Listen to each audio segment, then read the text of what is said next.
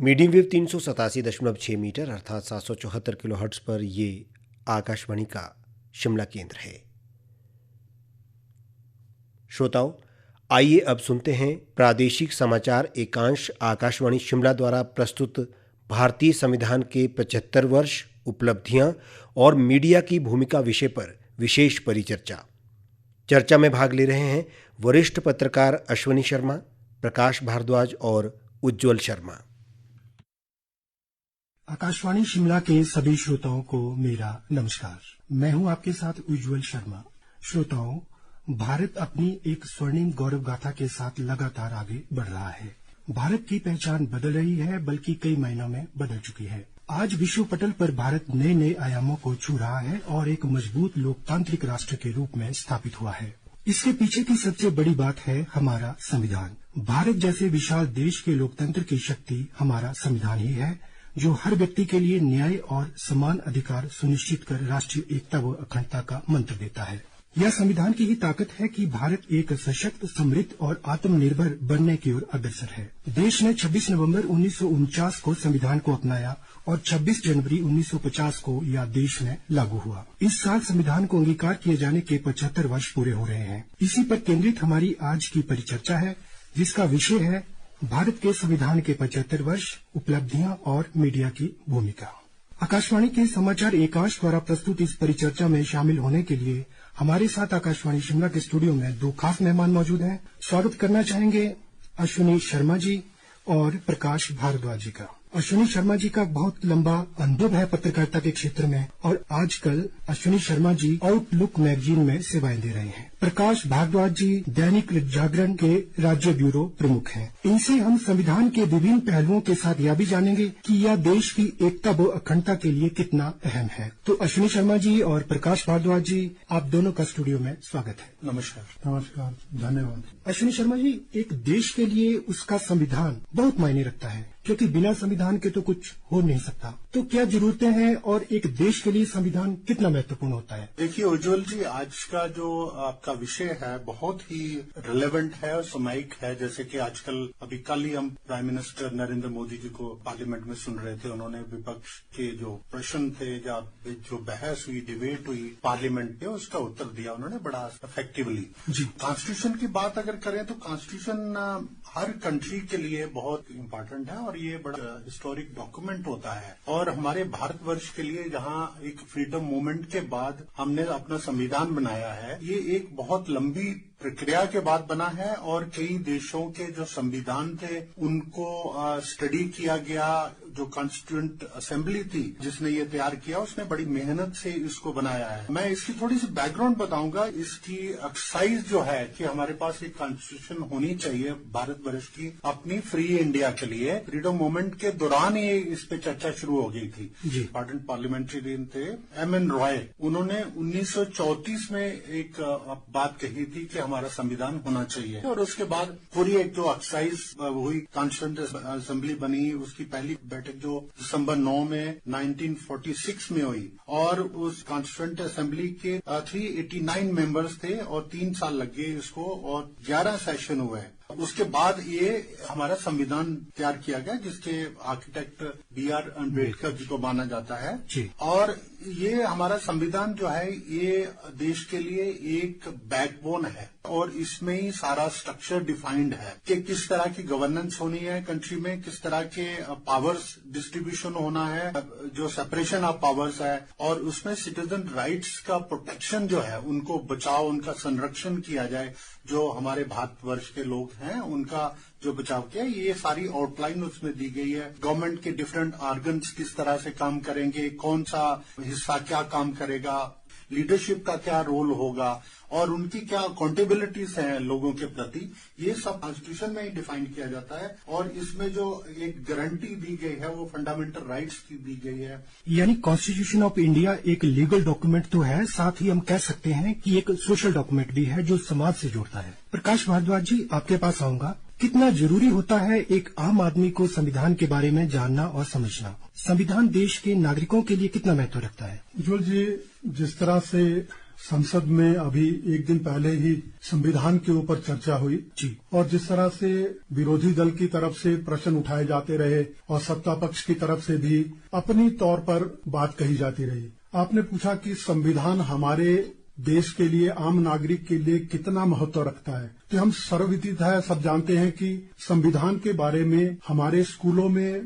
5वीं कक्षा में से लेकर के 9वीं कक्षा के बीच में ये बताया जाता है कि संविधान है क्या। इसका एक अध्याय रहता है और बच्चों को उसके बारे में बताया जाता है। हाँ, ये बात है कि हो सकता है कि बच्चे उस आयु में संविधान के बारे में उतने जागरूक ना हों, लेकिन जैसे ही युवा होते हैं और आगे अपने कामकाज शुरू करते हैं, सरकारी नौकरी में आते हैं, निजी क्षेत्र में जाते हैं, तो आमतौर पर हमने सभी ने देखा है कि सरकारी कार्यालयों में भारत के संविधान की उद्देशिका का एक पट्टी वहाँ लगी रहती है और आमतौर पर उसकी नजर भी पड़ती है। और अगर देखा जाए गाए बगाए जब अपना 26 नवंबर होता है तो उस दिन एक शपथ लेते हैं कर्मचारी, भारत का संविधान उद्देशिका है क्या जी। और मैं इसमें देखता हूँ हम भारत के लोग, इसकी शुरुआत होती है कि जो संविधान है, हम भारत के लोग, कहने का मतलब कि भारत के लोग इस चीज को अंगीकार कर रहे हैं।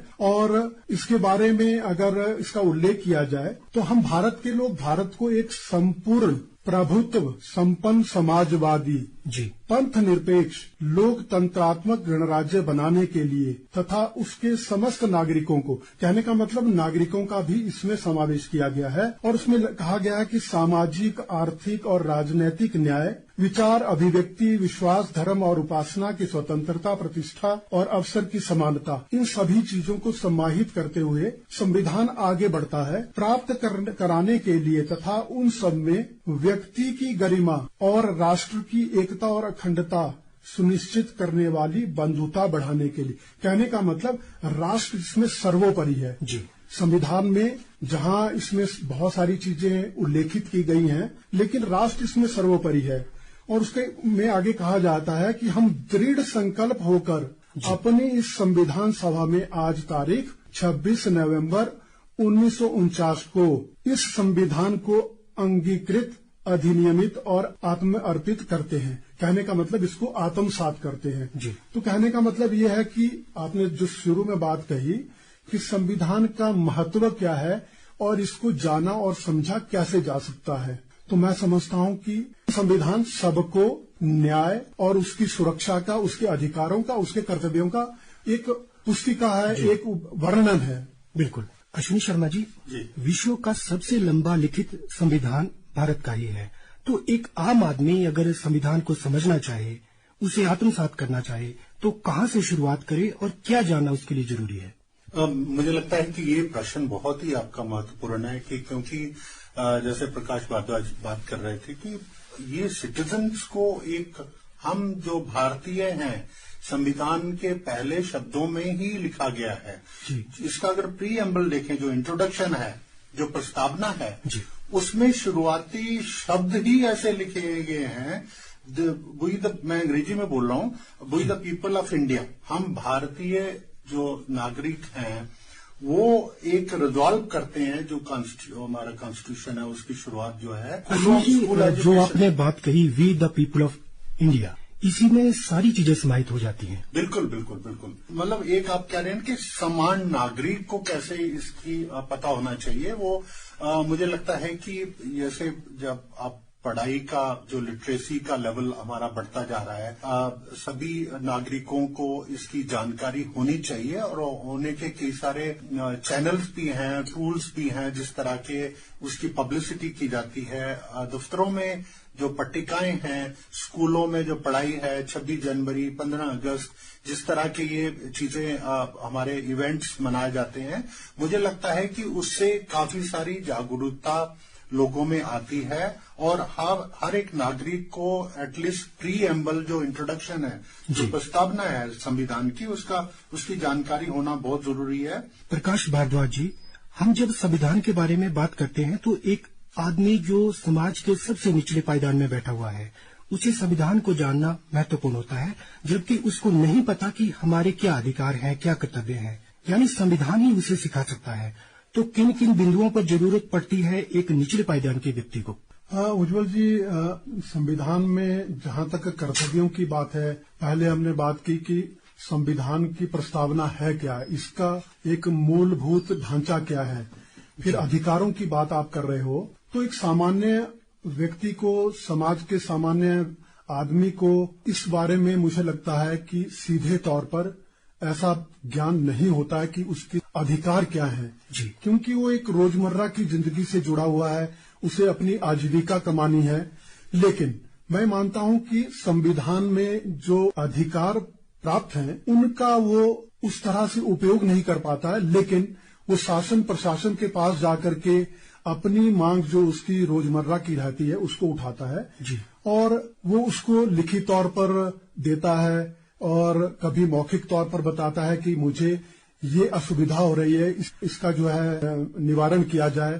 तो गाहे बगाहे वो कहीं ना कहीं अधिकारों से जुड़ा हुआ मामला है। तो अधिकारों की अगर संविधान में बात की जाए तो समानता का अधिकार प्राप्त है सबसे पहला जी, फिर स्वतंत्रता का अधिकार प्राप्त है, शोषण के विरुद्ध अधिकार प्राप्त है कि किसी का शोषण नहीं किया जा सकता है, धार्मिक स्वतंत्रता और शैक्षिक अधिकार प्राप्त है जी, संवैधानिक उपचारों का अधिकार भी प्राप्त है। तो हम समानता के अधिकार की बात कर रहे हैं, तो ये जो अधिकार है कि समानता का अधिकार प्राप्त है और ये दिया भी जाना चाहिए।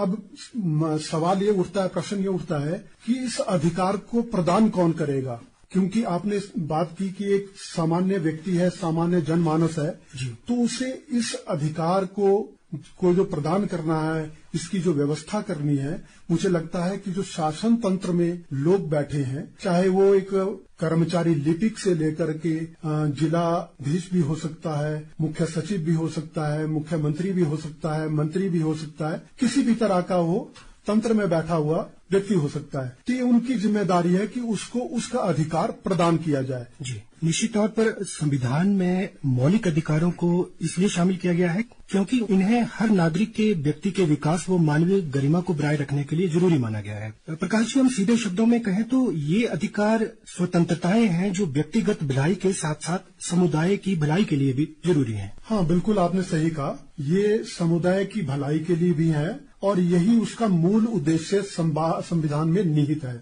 जी। अश्विनी शर्मा जी, ये संविधान ही है जो बड़ा हो या छोटा, अमीर हो या गरीब हो, उसको अधिकार बताता है। उसे बताता है कि वो सबके बराबर एक समान है। देश में सभी नागरिकों को समान अधिकार संविधान नहीं दिए हैं, लेकिन हम अक्सर देखते हैं कि आम आदमी अपने अधिकारों की तो बात करता है, लेकिन कहीं न कहीं वो अपने कर्तव्यों के प्रति जागरूक नहीं होता। तो कितना महत्वपूर्ण होता है कि वो अपने कर्तव्यों को भी जाने, क्योंकि इस देश में जीने के लिए जो उसे अधिकार दिए गए हैं, संविधान के द्वारा उसे कर्तव्यों का भी निर्वहन करने की बात कही गई है जी। मुझे याद आ रहा है कि यहाँ हमारे मुख्य जो चीफ जस्टिस थे हिमाचल प्रदेश हाई कोर्ट में, जस्टिस कोरियन, उन्होंने नागरिकों की ड्यूटीज क्या है उनके ऊपर एक फुल फ्लैश एक सेशन यहाँ पे कराया था, जिसमें 11 सीटिंग्स करवाई गई थी, क्योंकि जो हमारा संविधान है उसमें ड्यूटीज का पहले वर्णन नहीं था शुरू में जी। ये 42nd जो अमेंडमेंट हुई है 1976 में, 1976 में एक अमेंडमेंट की गई हमारे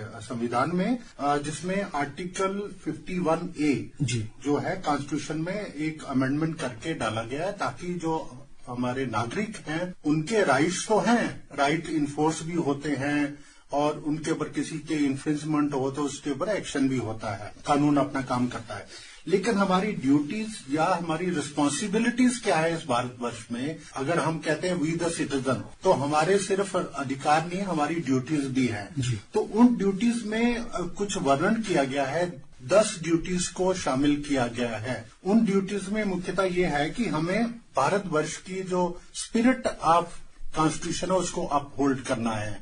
हमारे जो नेशनल सिंबल्स हैं, हमारा नेशनल फ्लैग है या हमारा झंडा है, उसकी रिस्पेक्ट करना, ये भी उसमें विषय शामिल किया गया है। और कॉन्स्टिट्यूशन मूवमेंट की जो स्ट्रगल है उसको याद रखना है और उनका अनुसरण करना है, किस तरह से हमारे जो फ्रीडम फाइटर्स थे उन्होंने सेक्रीफाइस किए, कुछ लोग जेलों में डाले गए, उनको भी याद रखना बहुत जरूरी है। और इसके साथ साथ बड़े जो संविधान लिखने वाले थे उन्होंने जिन्होंने अमेंडमेंट्स करी है, बहुत इंटेलिजेंट और बहुत प्रसिद्ध लोग थे, जिन्होंने ये भी उसमें डाला कि हमें आजकल जो पर्यावरण या क्लाइमेट चेंज की बात हो रही है उसमें डाली गई है कि हमें जो इन्वायरमेंट है, हमारा पर्यावरण है, फॉरेस्ट है, हमारे जो रिसोर्सेज है, नेचुरल रिसोर्सेज है, वाइल्ड लाइफ है, उसको प्रोटेक्ट करने के लिए भी उसमें बातें की गई है। ब्रदरहुड, हमारी हार्मनी कैसे प्रमोट की जाए, सामाजिक जो समरसता है उसको कैसे प्रमोट किया जाए, कंट्री की सोवरेनिटी, हमारा जो भारतवर्ष है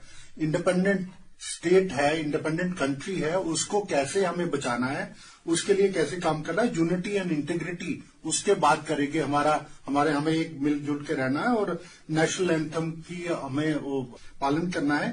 बाद में एक कमेटी और बनी जस्टिस वर्मा के अध्यक्षता में 1978 में, जिन्होंने एक ड्यूटी और शामिल की जिसमें ये कहा गया है कि जो पेरेंट्स हैं उनको बच्चों को स्कूल में भेजना है, उनकी पढ़ाई करानी है, उनकी जिम्मेवारी है। ये भी एक ड्यूटी उसमें शामिल की गई। बिल्कुल। प्रकाश भारद्वाज जी, इस बारे में आपसे भी जानना चाहेंगे कि कर्तव्यों को जानना कितना जरूरी है आम आदमी के लिए।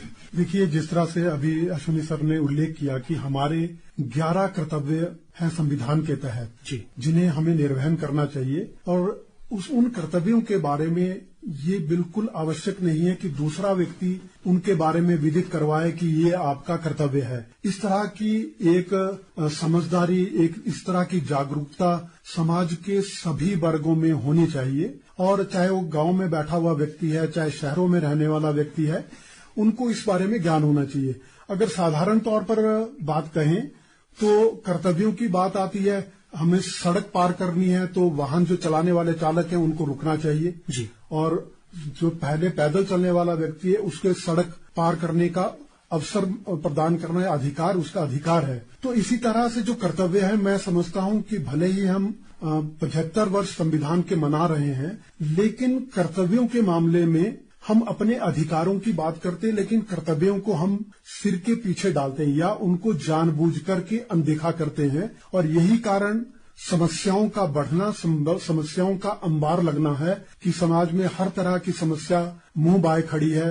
और गांव का आदमी, ग्रामीण क्षेत्र में रहने वाला व्यक्ति, वो देखता है कि मैं तो अपने कर्तव्यों का निर्वहन कर रहा हूं, क्योंकि उसके कर्तव्य बहुत सीमित हैं। उसको कभी शहर में आने की उतनी आवश्यकता नहीं रहती है जितना कि शहर के लोगों को हर तरह के अधिकार प्राप्त है, लेकिन वो कर्तव्यों की बात आती है, वो कर्तव्यों को पूरा नहीं करते हैं। तो इसमें जैसे अभी सर ने भी कहा था कि बच्चों को पढ़ाने वाला, जिसे बाद में जोड़ा गया, उससे पहले 10 ही कर्तव्य थे। तो पाया गया कि जब से संविधान लागू हुआ तो लोगों ने बच्चों को पढ़ाना या उनको विश्व में क्या हो रहा है, क्या घटनाक्रम हो रहे हैं, या उन्हें इतनी पढ़ाई अवश्य करनी चाहिए ताकि वो समाज के बराबर चल करके, दूसरे लोगों के बराबर चल करके आगे बढ़ सके। तो इसलिए जोड़ा गया, जरूरत महसूस की गई कि ताकि गांव का व्यक्ति भी पढ़ाई कर सके, शहर का व्यक्ति भी पढ़ाई कर सके। शहर का व्यक्ति भी वैज्ञानिक बन सकता है तो गांव का व्यक्ति भी वैज्ञानिक बन सकता है। ये कहीं नहीं लिखा है कि गांव का व्यक्ति एक सेना में सैनिक ही बनेगा।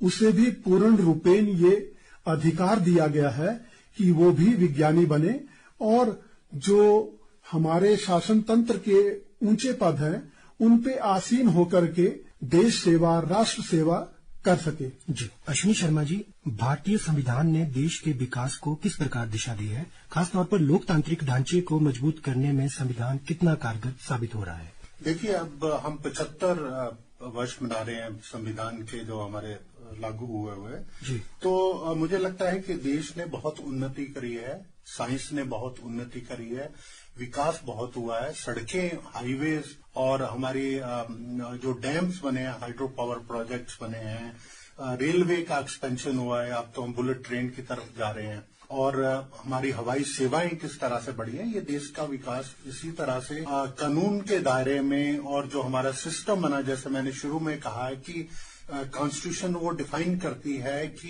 एक स्ट्रक्चर क्या होगा सरकार का, केंद्र सरकार किस तरह से काम करेगी, और उनको जो स्टेट गवर्नमेंट्स है उनके क्या अधिकार हैं। मुझे लगता है कि ओवरऑल देखा जाए तो भारतवर्ष ने बहुत विकास किया है, और विकास की अभी प्रक्रिया चल रही है, और मुझे लगता है कि आने वाले सालों में भारतवर्ष अपना एक बहुत बड़ा स्थान प्राप्त करेगा, अभी भी प्राप्त कर चुका है, बट इससे भी आगे बढ़ना है। बिल्कुल। प्रकाश भारद्वाज जी, आपसे भी जानना चाहेंगे कि भारत की 75 साल की विकास यात्रा में संविधान के योगदान को आप किस तरह देखते हैं? देखिए कि संविधान ने समान विकास की बात की है जी, और अगर समान विकास की हम बात करते हैं तो जिस तरह से 75 साल हो चुके हैं और इसमें अगर विकास की बात को आकलन किया जाए तो विकास उस तेजी से नहीं हुआ है जिस तेजी से होना चाहिए था। अब इसमें प्रश्न ये उठता है कि विकास क्यों नहीं हो पाया। इसमें कई तरह के बिंदु हैं, राजनीतिक आलोचनात्मक प्रश्न भी उठते हैं कि जिस दल ने देश में बहुत लंबे समय तक शासन किया, उसने कभी देश को उस तरह से विकसित होने की तरफ ध्यान नहीं दिया गया। इसको अगर हम तुलनात्मक दृष्टि से आज के मौजूदा दौर के साथ जोड़ करके देखते हैं, तुलना करते हैं, तो ये पाते हैं कि अगर पिछले 10-11 साल के दौरान जो विकास हुआ है उसमें बहुत तीव्र गति से विकास हुआ है। अगर पिछले उन दशकों की बात की जाए, पिछले 5 दशकों की बात की जाए तो विकास हुआ है लेकिन धीमी गति से हुआ है। इसके पीछे तर्क दिया जा सकता है कि तब संसाधनों की कमी थी, लेकिन मैं मानता हूं कि राजनीतिक गहरी इच्छा शक्ति का होना बहुत जरूरी है और संविधान में इसका उल्लेख किया गया है कि जो भी दल सत्ता में है उसकी ये जिम्मेदारी बनती है कि राष्ट्र का विकास, राष्ट्र का समग्र विकास, राष्ट्र के लोगों को आगे लेकर जाने की जिम्मेदारी उस दल की है जो सत्ता में है। जी, तो विकास हुआ है। बिल्कुल। प्रकाश जी, इसी से जुड़ा सवाल है कि एक तरफ कॉन्स्टिट्यूशन एक्ट 75 तो है ही, इंडिया एक्ट 2047 भी है, यानी हम जिस विकसित भारत के सपने की तरफ बढ़ने की बात कर रहे हैं उसके पीछे जो हमारे गहरे कॉन्स्टिट्यूशन वैल्यूज हैं, संवैधानिक मूल्य हैं, वो कितना बड़ा स्तंभ है। मैं एक उदाहरण देना चाहूंगा। आपने संवैधानिक मूल्य की बात की है और ये कितना बड़ा स्तंभ है। मैं अश्विनी सर से भी इस पे थोड़ा सा बीच में चाहूंगा कि ये टिप्पणी करें।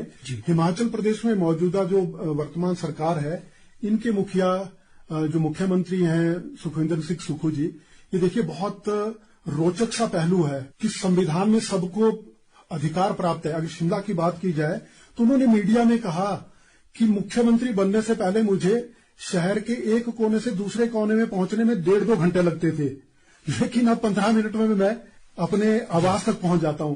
तो जो आपने वैल्यू की बात की है, तो वैल्यू का कहने का मतलब ये है कि जो संविधान की वैल्यू एक साधारण व्यक्ति के लिए प्राप्त है, वही वैल्यू जो है मुख्यमंत्री के लिए प्राप्त है, मुख्य सचिव के लिए भी।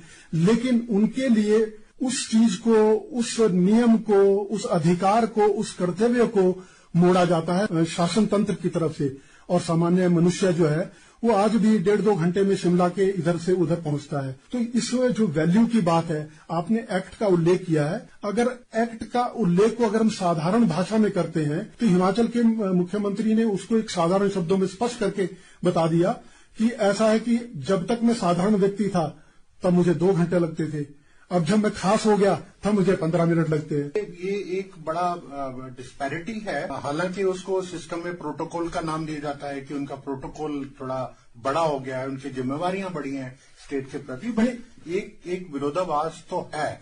सिटीजन्स के राइट्स को कैसे इग्नोर किया जाता है और वीआईपीज के राइट्स को ऊपर लिया जाता है, ये एक संविधान में भी एक डिबेट का विषय है। वैसे अश्विनी शर्मा जी, हम एक ओवरलुक यह देखना चाहते हैं कि आज जो गरीब आदमी है उसको भी संविधान ने समान अधिकार दिए हैं, और यदि उसके साथ कुछ गलत होता है तो संविधान उसकी रक्षा के लिए खड़ा होता है। तमाम इस तरह के मामले सामने आते हैं। कमजोर वर्ग है, गरीब व्यक्ति है, अगर उसके साथ किसी तरह की नाइंसाफी हो रही है, उसका शोषण हो रहा है, तो उसके अधिकारों की रक्षा के लिए मीडिया बहुत प्रखर हुआ है। तो संविधान की अनुपालना में मीडिया की भूमिका को आप किस तरह देखते हैं? उज्जवल जी, आई थिंक ये मीडिया का, जैसे इसको 4th पिलर कहा गया डेमोक्रेसी का, जी, जो 3 अंग हैं हमारे डेमोक्रेसी के, उनमें चौथा पिलर इसीलिए नाम दिया गया है कि मीडिया एक स्वतंत्र रूप से लोगों के अधिकारों का प्रोटेक्शन करे, जो लोग सत्ता में उनकी अकाउंटेबिलिटी हो, जिनके साथ जातियां हो रही हैं उनकी आवाज उठाए, या जो आवाज नहीं अपनी उठा सकते मीडिया उनकी आवाज बने। आर्टिकल जो 19 है उसके अंदर जो freedom of speech and expression है, मीडिया को भी वही अधिकार दिए गए हैं। मीडिया भी उसी के अंदर कॉन्स्टिट्यूशनल फ्रेमवर्क के अंदर ही पूरा संविधान के जो दायरा है उसके अंदर काम करता है।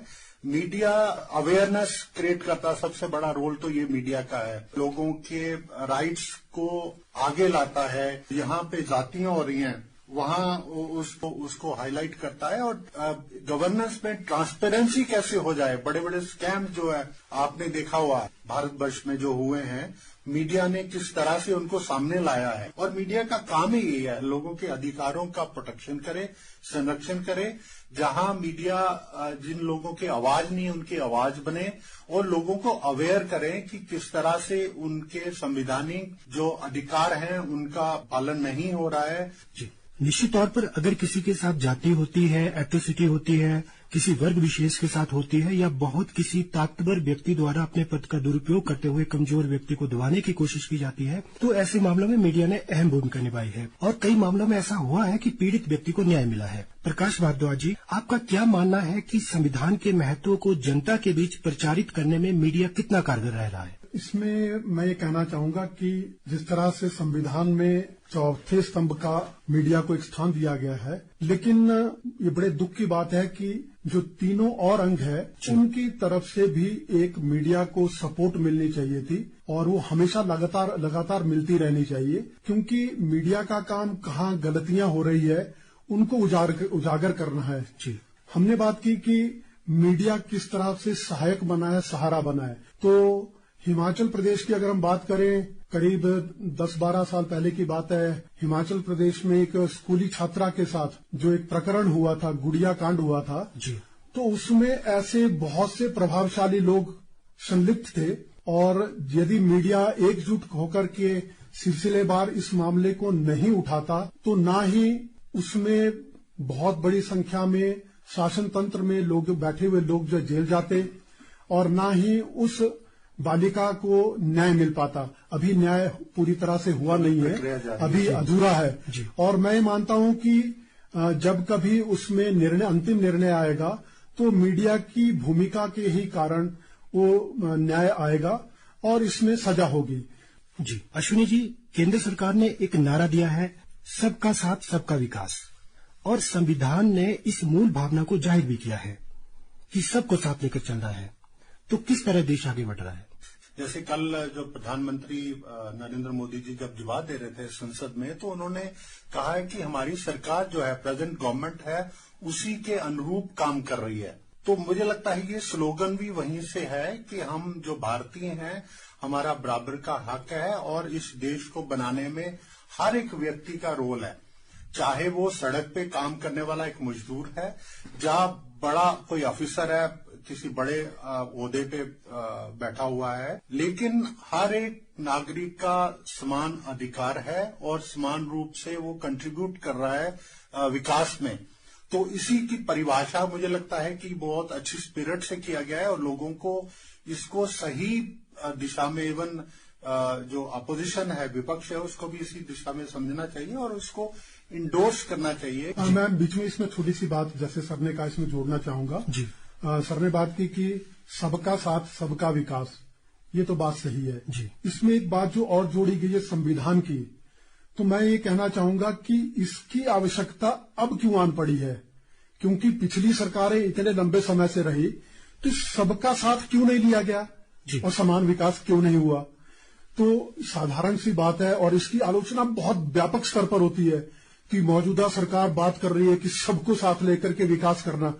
ये ही बात संविधान में पहले से निहित थी जी। और सबको साथ लेना ही पड़ना था, भले ही चाहे मौजूदा सरकार को इसकी अहमियत, इसकी इम्पोर्टेंस अब पता चली कि ये लेना ही पड़ेगा, वरना इस तरह से देश का जनमानस अब सत्ता में किसी को टिकने नहीं देगा।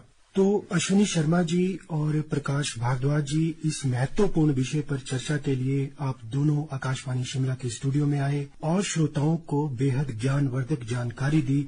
इसके लिए आप दोनों का बहुत बहुत धन्यवाद। धन्यवाद। इसी के साथ मुझे यानी उज्जवल शर्मा को यह परिचर्चा समाप्त करने की अनुमति दें। इस कार्यक्रम की परिकल्पना समाचार एकांश के सहायक निदेशक श्री रितेश कपूर जी ने की थी। नमस्कार। श्रोताओं, अभी आप सुन रहे थे प्रादेशिक समाचार एकांश आकाशवाणी शिमला द्वारा प्रस्तुत भारतीय संविधान के 75 वर्ष उपलब्धियां और मीडिया की भूमिका विषय पर विशेष परिचर्चा। इस कार्यक्रम की परिकल्पना की थी प्रादेशिक समाचार एकांश प्रमुख रितेश कपूर ने। हम आकाशवाणी के शिमला केंद्र से बोल रहे हैं।